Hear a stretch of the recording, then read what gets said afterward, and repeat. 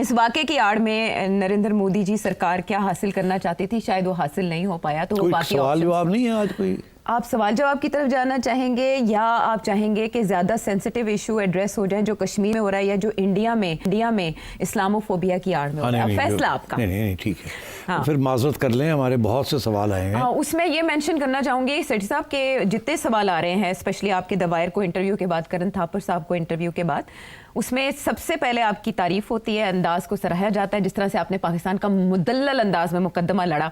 Hats off to you, लोग आपको सलाम पेश कर रहे हैं और वो इतने तारीफ पर मबनी मैसेजेस हैं कि आधा मैसेज सवाल के बजाय आपकी तारीफ पर होता है। प्लीज़ काट दें, उस तारीफ की कोई ज़रूरत नहीं है, आपने करी दी। आप और बाकी जो सवाल है उसको छोटा करके तो वो आप पेश कर दें। आज वैसे ये कल के लिए रखें, कल सारे का सारा दिन अगर कोई ठाठू ना होगी तो फिर यही बात करेंगे, अल्लाह ना करे। लेकिन आप सबके तारीफ का, तहसीन का, दाद का बहुत शुक्रिया। ये फ़र्ज़ बनता था बड़ी मेहरबानी। I am very grateful to all the feedback that I have received.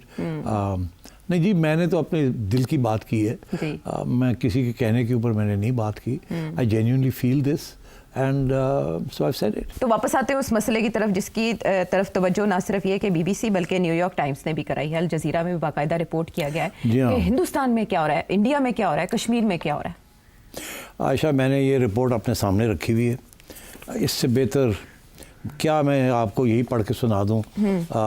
खलासा भी साथ साथ करता जाऊँगा, ट्रांसलेट भी करता जाऊँगा कि ये इंडिया के अंदर अल जजीरा ने निशानदेही की है कम से कम 20-25 पिछले 2-3 दिन के अंदर अंदर गाने बाने शुरू हो गए हैं इस्लामोफोबिक, जो कि एंटी मुस्लिम हेट्रेड फैला रहे हैं। और पाकिस्तान की इतनी बात नहीं है जितनी मुसलमानों के ख़िलाफ़ एक इस्लामोफोबिक वेव, और उसके जो व्यूअर्स हैं कोई 2 लाख हो गए, किसी के 3 लाख होते जा रहे हैं, 5 लाख हो गए, दिन ब दिन चल रहा है। स्क्रॉल कर रहे हैं इंडियंस, हिंदूज। उसमें बहुत से गाने उन्होंने आइडेंटिफाई किए हैं और यूट्यूब के ऊपर इससे अलावा भी बहुत कुछ हो रहा है। और मुझे बड़ा अफसोस हो रहा है। वो कहती है कि अप्रैल 22 को अटैक हुई और 24 घंटे के बाद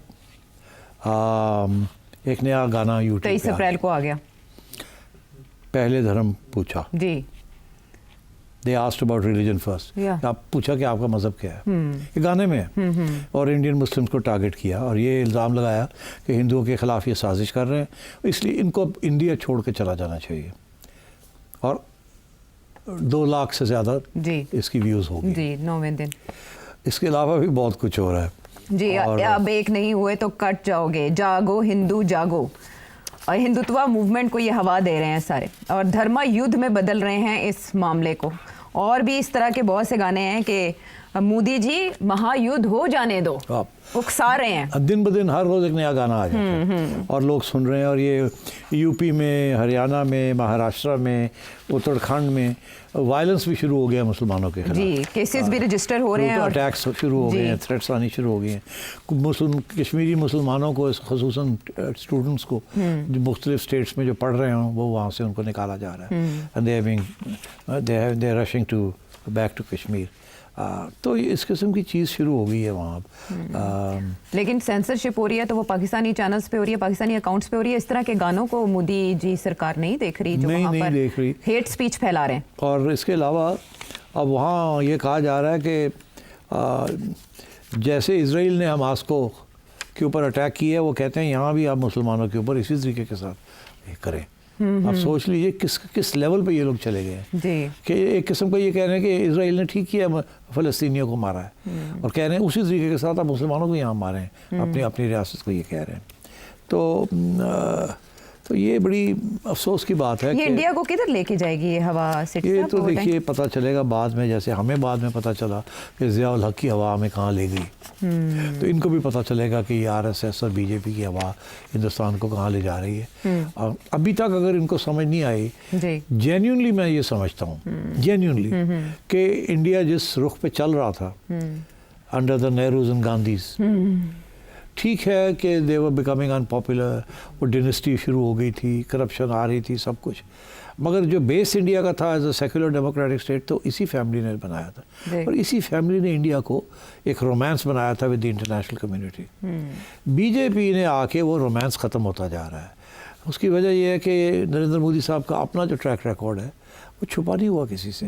वो और बात है कि रियासत के इंटरेस्ट हैं तो इसलिए हर रियासत दूसरी रियासत को अपने इंटरेस्ट के मुताबिक ट्रीट करती है। मगर इंडिया का वो इंडिया नहीं है जो पुराना इंडिया था। और ये जो नई जनरेशन है इंडिया की, ये भी वो पुरानी जनरेशन नहीं थी जिनका होल आउटलुक वाज डिफरेंट। ये this is inward looking and arrogant. अच्छा, अब सारा वक्त मुझे इंडियन कहते हैं कि जी अब हम ग्रेट पावर बनने जा रहे हैं, हमारी जो जीडीपी ग्रोथ है वो ये है, हमारी इतनी इन्वेस्टमेंट है, हमारे इतने रिजर्व्स हैं। ये पाकिस्तान क्या है, झड़ हटो, हम तो बहुत बड़ी लीग में जा रहे हैं। इस पर कोई शक नहीं है कि they have a very dynamic economy and a dynamic private sector, कोई शक नहीं है इसमें, and they are growing economically. But अगर आप उनके दूसरे स्टेटिस्टिक्स देखें जो वो कभी नहीं दिखाते कि कितने millions and millions and millions of Indians are below the poverty line, how the minorities are facing persecution and और इस किस्म के जो नेगेटिव फैक्टर्स हैं, तो आपको एहसास होगा कि India will not be a great power. A great power जो है उसके डेफिनेशन में 2-3 चीज़ें होती हैं। एक तो ये होती है कि जिस नेबरहुड में हो वहाँ उस नेबरहुड के जो रियासतें हैं वो आपको तस्लीम करें एज अ ग्रेट पावर। उसके बाद इंटरनेशनल कम्युनिटी आपको तस्लीम करे एज अ ग्रेट पावर। कोई भी इम्पीरियलिस्ट नेशन या जिस किस्म का शॉर्ट साइटेड और बिगेटेड नेशन इंडिया बनता जा रहा है, वो can never be a great power. It can be an imperialist power but it can't be a great power. Great power के साथ एक सिविलाइजेशनल चीज़ आती है।